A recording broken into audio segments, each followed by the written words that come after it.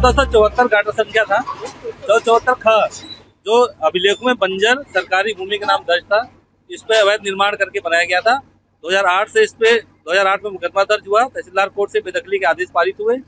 उसके बाद फिर ये सिविल कोर्ट गए, सिविल कोर्ट से भी इनका मुकदमा खारिज हो गया।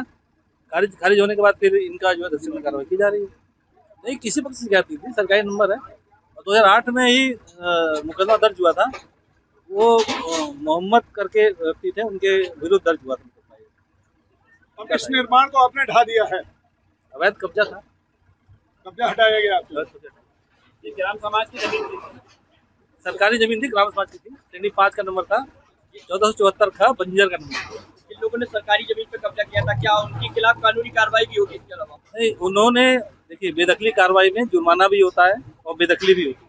तो जुर्माना उन्होंने पहले जमा कर दिया था और निर्माण था, क्योंकि उस समय सिविल कोर्ट में चल रहा था। सिविल कोर्ट में इनका जो खारिज हुआ है तो कार्रवाई हुई। भोजपुरा थाना क्षेत्र के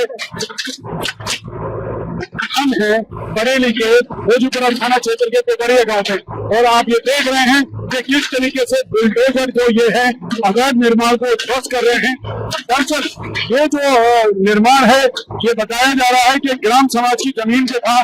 प्रशासन ने इस मामले में काफी समय से एक बात दायर हो रखा था, जिसमें फैसला ये आया कि ये जो गाटा संख्या था ये ग्राम समाज की जमीन है, और उसके बाद उस स्ट्रक्चर को हटाया जा रहा है जहां आसपास अल्पसंख्यक आबादी है, और उन्होंने यहाँ दीवारें खड़ी करके मस्जिद का रूप दे दिया था। टीन डाल दी थी, टीन के अंदर यहाँ नमाज पढ़ी जाती थी। प्रशासन ने आज कर आप देख सकते हैं किस तरीके से ये निर्माण ध्वस्त कर दिया है, और यहाँ पर प्रशासन भारी मात्रा में मौजूद है। पुलिस प्रशासन छतों पे भी है, और इस तरीके से ये निर्माण पूरी तरीके से ध्वस्त हो गया है। प्रशासन ने भारी पुलिस फोर्स लगा के एहतियातन सारे रास्ते बंद कर रखे हैं, और अब ये अतिक्रमण मुक्त हो गया है।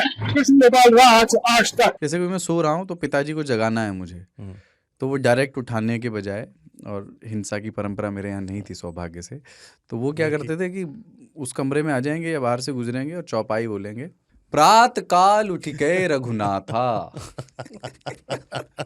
मात पिता गुरु नावई माता। कभी कभी मैं गुस्से में उठ करके अरे पापा चरण स्पर्श किया और सो गया। मैंने कहा अब मत उठाना।